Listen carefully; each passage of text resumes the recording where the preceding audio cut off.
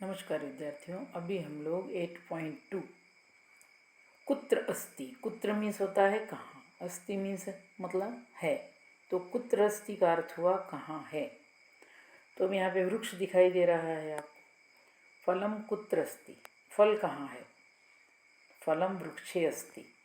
अब कोई चीज़ कहीं पर है, देखिए आपको जो कारक का चार्ट है वो अवश्य लर्न करना पड़ेगा। कर्ता ने कर्म को करण से के द्वारा के साथ संप्रदान के लिए अपादान से गिरने या अलग होने के अर्थ में संबंध काकी के रारीरे नानी ने अधिकरण में पर। तो कोई चीज़ कहीं किसी चीज़ में है या किसी चीज़ के ऊपर है तो वहाँ पे सप्तमी विभक्ति आती है। तो आपको ये ध्यान में रखना है कि रूप याद होना बहुत ज़रूरी है। सबसे पहले देववन माला आपको याद करना है।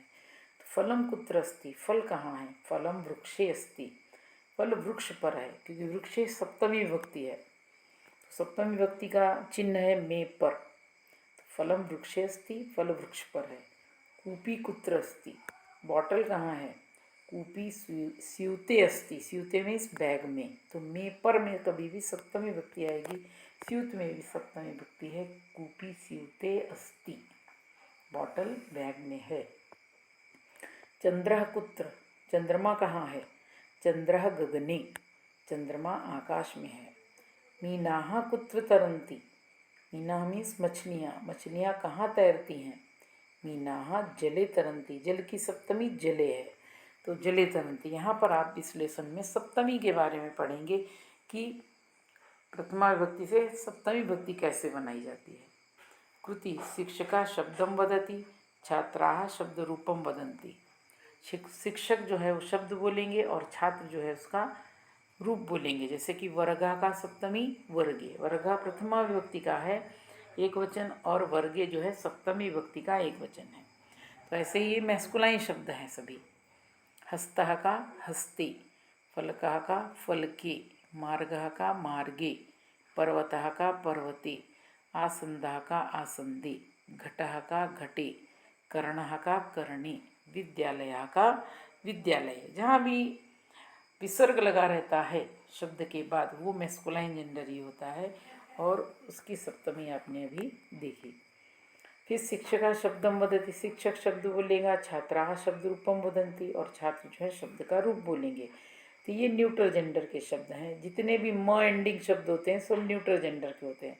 गृहम में म एंडिंग है तो गृहम का सप्तमी गृहे, पात्रम का सप्तमी पात्रे, द्वारम का सप्तमी विभक्ति द्वारे, मुखम का सप्तमी मुखे, पुष्पम का पुष्पे, फलम का फले, शाकम का शाके, पुस्तकम का पुस्तके, पानकम का पानके, दुग्धम का दुग्धे, उद्यानम का उद्याने। तो ये न्यूट्रल जेंडर है सभी। म एंडिंग जितने भी शब्द हैं ये नपुंसकलिंग के शब्द हैं और इनकी सप्तमी आपने अभी देखी। फिर मौक्तिकानी कुत्र, मौक्तिकानी मीन्स मोती कहाँ हैं, कुत्र मीन्स कहाँ। तो मौक्तिकानी मालायाम।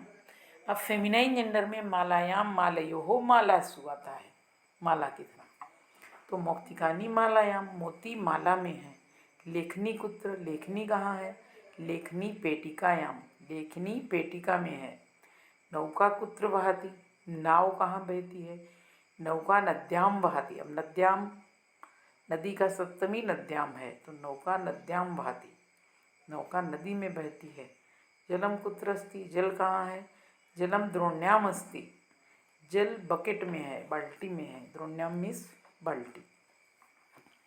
शिक्षका शब्दम वदति, शिक्षक शब्द बोलेगा। छात्राः शब्द रूपम वदन्ति, छात्र शब्द का रूप बोलेंगे। तो ये फेमिनाइन जेंडर है, स्त्रीलिंग। तो आकारांत के रूप अलग बनते हैं और ईकारांत के अलग बनते हैं। तो शाटिका ये माला की तरह है तो शाटिकायाम सप्तमी हुआ। मापिका का सप्तमी मापिकायाम, नासिका का सप्तमी नासिकायाम, नलिका का सप्तमी नलिकायाम, पाठशाला का सप्तमी पाठशालायाम, मार्गिका का सप्तमी मार्गिकायाम, मंजूषा का सप्तमी मंजूषायाम, शर्करा का सप्तमी शर्करायाम, वाटिका का सप्तमी वाटिकायाम, दोला का सप्तमी दोलायाम। ये आकारांत थे। फिर ईकारांत भी आगे आएंगे। शिक्षिका शब्दम वदति, शिक्षक शब्द बोलेंगे और छात्र जो हैं वो शब्द रूप बोलेंगे। यथा नदी का नद्याम, नदी ईकारांत है, नदी का नद्याम, कर्तरी का कर्तर्याम, मार्जनी का मार्जन्याम, लेखनी का लेखन्याम, पुनः पूर्णी का पुनः पूर्ण्याम, घटी का घट्याम और कूपी का कूप्याम। इस टाइप से ईकारांत की सप्तमी होगी। भाषाभ्यास अर्थपूर्णानि वाक्यानि रचयत। अब यहाँ पे आपको कोई चीज़ जहाँ है उसमें सप्तमी लगाना है। तो पर्वत मंदिरम, तो पर्वत पर मंदिर है तो पर्वत की सप्तमी लग जाएगी, पर्वते मंदिरम अस्ति। नास्ति भी लगा सकते हो, अस्ति भी लगा सकते हो। दुग्धे शर्करा अस्ति, लेखन्याम, अब लेखनी है तो ईकारांत है तो लेखन्याम मसी अस्ति या मसी नास्ति। वाटिकायाम दोला नास्ति, दोला में झूला, दोला अस्ति या नास्ति।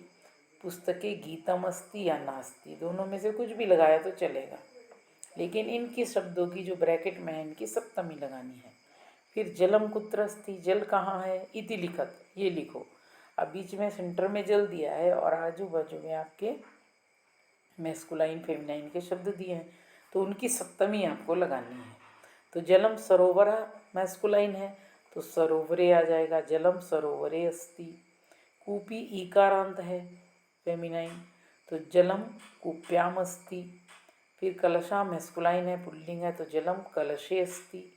जलम नदी तो नद्याम, जलम नद्याम अस्ति।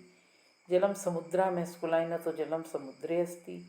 फिर जलम गंगा आकारांत है माला की तरह तो जलम गंगायाम अस्ति। इस टाइप से आपको देख करके ईकारांत है कि मैस्कुलाइन है कि फेमिनाइन है उस हिसाब से आपको सप्तमी विभक्ति लगानी पड़ेगी। आशा है आपको ये लेसन समझ में आ गया होगा ठीक से कि किस प्रकार से मैस्कुलाइन फेमिनाइन सबकी सप्तमी आपको लगानी है ध्यान से। और इसके लिए रूप याद होना बहुत ज़रूरी है। इससे पहले आपने शायद सेवंत में राम के, लता के और बालिका के रूप याद किए थे, अगर वो याद होंगे तो भी आप बराबर से प्रथमा व्यक्ति से सप्तमी व्यक्ति में परिवर्तन कर सकते हैं शब्दों का। ठीक है, तो अगर आपको ये वीडियो समझ में आए तो आप इसे लाइक करिए, शेयर करिए और सब्सक्राइब करिए। धन्यवाद।